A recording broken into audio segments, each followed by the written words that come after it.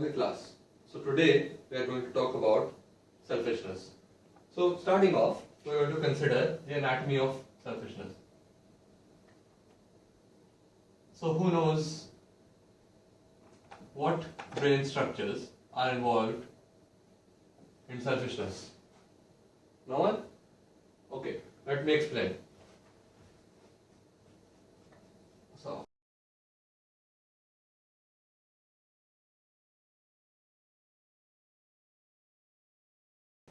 okay, so now that we have looked at the anatomy of selfishness, we are going to focus on defining selfishness and what it means in the professional context. Okay, so starting off, what is selfishness? You there, in the black. Not thinking about other people.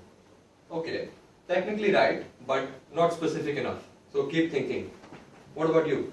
What about prioritizing your own advantages over other people? Good, good. So this person said that selfishness is prioritizing yourself over other people. However, more specifically, it is prioritizing personal advantage over patient health, or even better, over optimum patient health.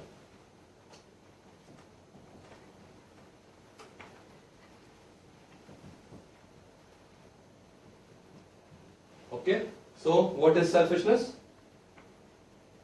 Prioritizing personal advantage over optimum patient health.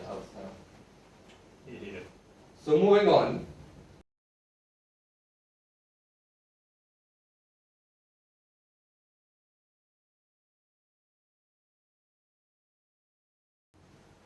Should doctors be selfish?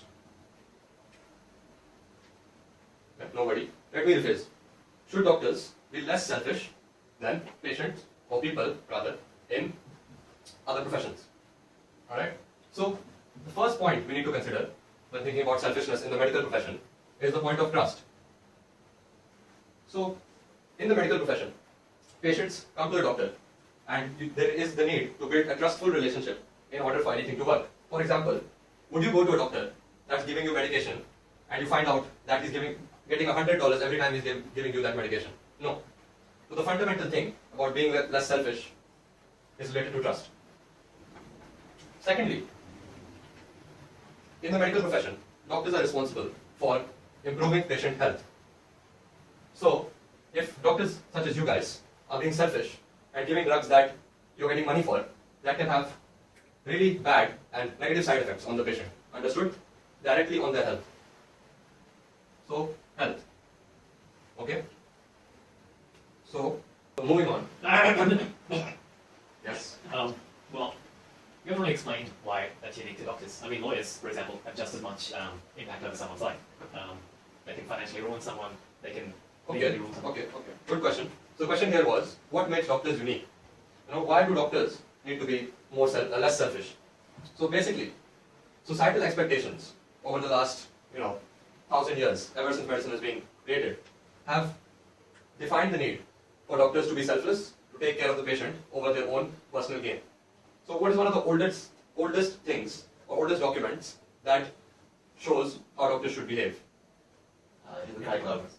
Okay, so the Hippocratic Oath. So ever since ancient medicine, the Hippocratic Oath has become one of the key documents on how doctors should behave. And that's how society understands and expects doctors to behave. So that's what makes doctors unique. So societal expectations are a big thing on why doctors must behave selflessly. Yes? Is it also because a doctor has the potential to, if he acts in a dishonest way, he could actually kill someone? Yes, very good. So as I said earlier, clearly someone has understood that the consequences of doctors' behavior and prescriptions can directly affect the patient's health. So finally,